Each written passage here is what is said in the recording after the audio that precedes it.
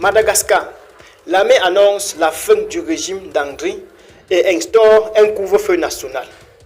La crise politique et militaire à Madagascar atteint un niveau critique. Ce samedi 11 septembre 2025, le colonel Michael, entouré de hauts responsables militaires, a annoncé la fin du régime du président Andry et l'instauration d'un couvre-feu sur toute l'étendue du territoire national. Cette annonce intervient alors que la contestation populaire contre le président et son gouvernement prend une ampleur sans précédent, attirant l'attention du continent africain et de la communauté internationale. Les manifestations, initialement pacifiques, ont connu un tournant avec le ralliement du corps d'administration et des services techniques des armées, unité stratégique chargée des munitions aux manifestants.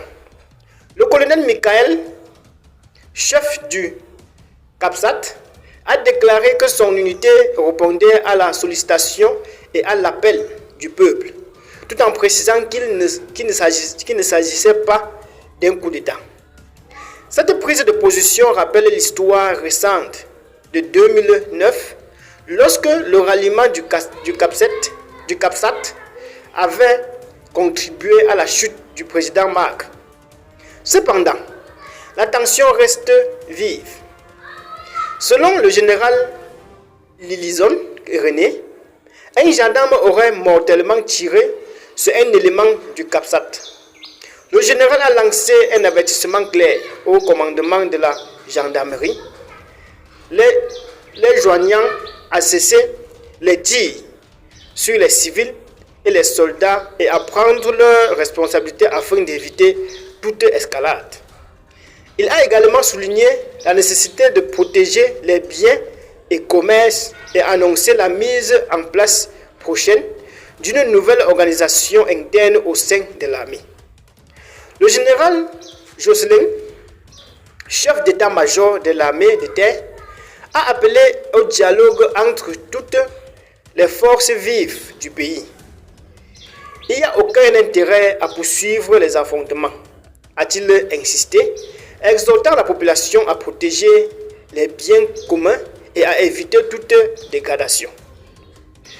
Face à la crise, le Premier ministre Ruffin a condamné l'usage excessif de la force et annonce l'ouverture d'enquêtes indépendantes. Les Nations Unies estiment que 22 personnes ont déjà perdu la vie depuis le début des manifestations, un chiffre contesté par les autorités locales. Dans les rues, des milliers de manifestants ont pu accéder pour la première fois à la place du 13 mai sous escorte militaire, donnant une nouvelle visibilité au mouvement. La situation reste fragile et la communauté internationale appelle Madagascar à privilégier le dialogue pour éviter une escalade plus grave. Très bien les amis, c'est ici qu'on prend fin de notre petit bulletin d'information. Sur ce, portez-vous bien, à très bientôt.